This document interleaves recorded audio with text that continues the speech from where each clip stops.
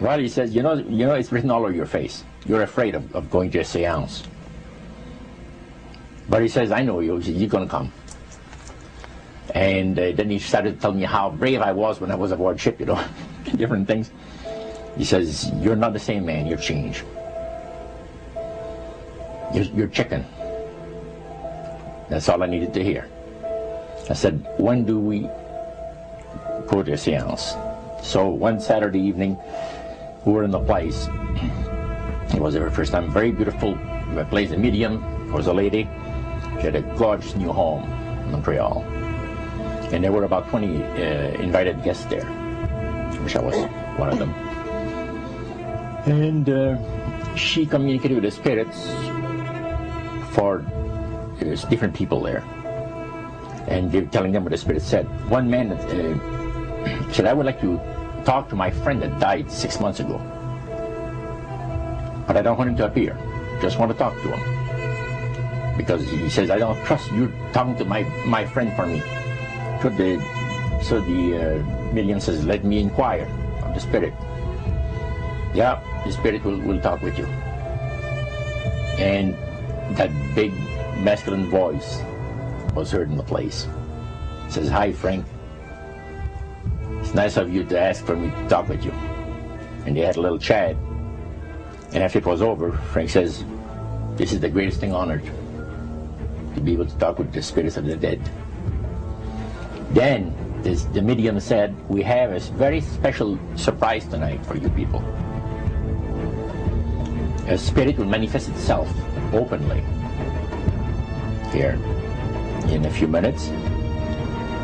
And it's like a big gust of wind hit the building.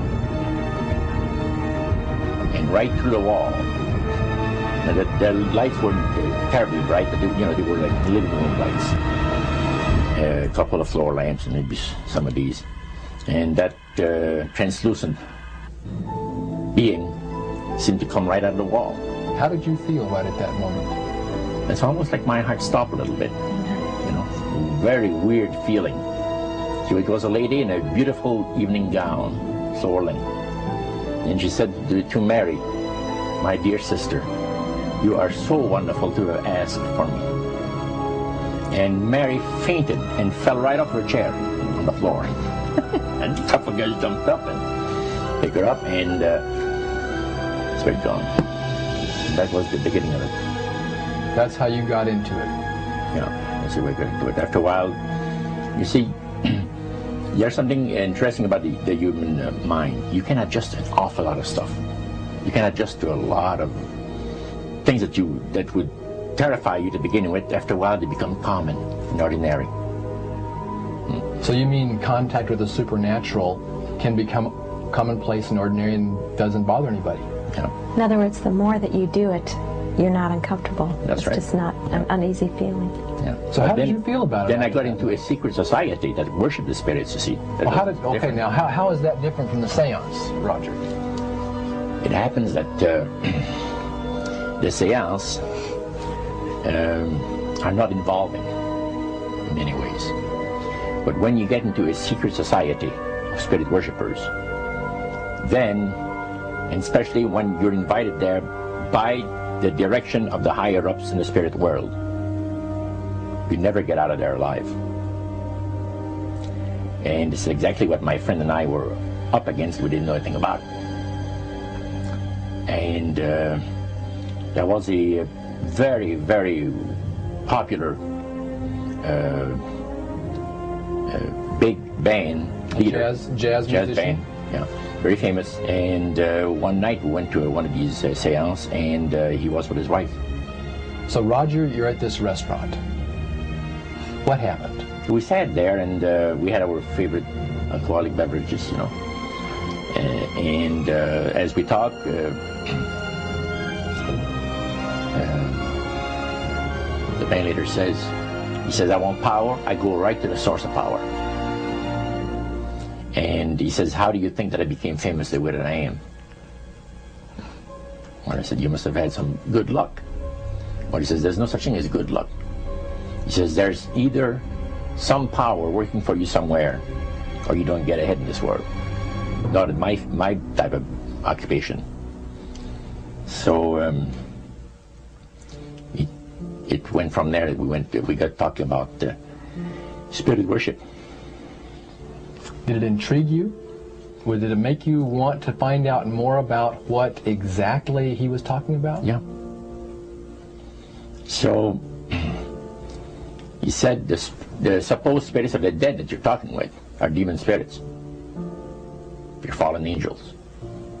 They're beautiful beings. Just set it out, just like Oh, that. yeah. It didn't make you uneasy when he said they were Well, demon it shocked you a little bit, something that you first hear mentioned to you. He said, you guys have got a great future ahead of you. Because we've been told, the high priest of our society, secret society, has been told that the master has very special plans for you too. Now, what did he mean by the master? Satan. And we were interested to hear more about it. And he told us, he says, look, we worship spirits. We worship Lucifer and all his angels. They're just as beautiful as they did before they were cast out of heaven. He says there was a misunderstanding in the whole thing. He says among the inhabitants of the galaxies. And he says our master was misunderstood. And God did not bear with him like he does with people that make mistakes today. So we're in a warfare, good against evil. And we happen to be the evil ones, but we're not that bad. He says, I look at this business between the forces of good and evil. He says, you believe in one person believes in God, and everyone believes in Lucifer. It's like politics. So the great controversy is real. And you've heard someone talk about it that's on the other side. And to these people, they are sold to the fact that Christ will not return to this planet with power and great glory. He's going to abdicate all claims to the planet, because the high priest once said that Christ will abdicate all claims to the planet because he knows that it is lawfully and rightfully Satan's. And at that time, he says, so the priest says, well, now, he says, for those of you that are new, let me tell you that this is the most feasible way, he says, to please the spirits. It's to deride Christ and his people, and his church and all that. So they sing out of Christian hymnals. They didn't sing Christian words to the hymns, however. Well, they changed a lot of them. Yeah. And not for it's a form of blasphemy. Yeah. Such as you see today in the rock music world. You see the entertainers, they have these crosses. The ladies got earrings, crosses. The guys got crosses. This is a form of blasphemy, a form of deriding Christ. You see. Spirits cause the people to do that, to find pleasure in wearing this type of emblem, which is the cross is the emblem of the crucifixion of Christ to the Christians. Better to reign in hell than serve in heaven, is that it? Why not? I'm here on the ground with my nose in it since the whole thing began. I've nurtured every sensation man has been inspired to have. I cared about what he wanted, and I never judged him. Why? Because I never rejected him, in spite of all his imperfections. I'm a fan of man! I'm a humanist. Maybe the last humanist. Who, in their right mind, Kevin, could possibly deny the 20th century was entirely mine?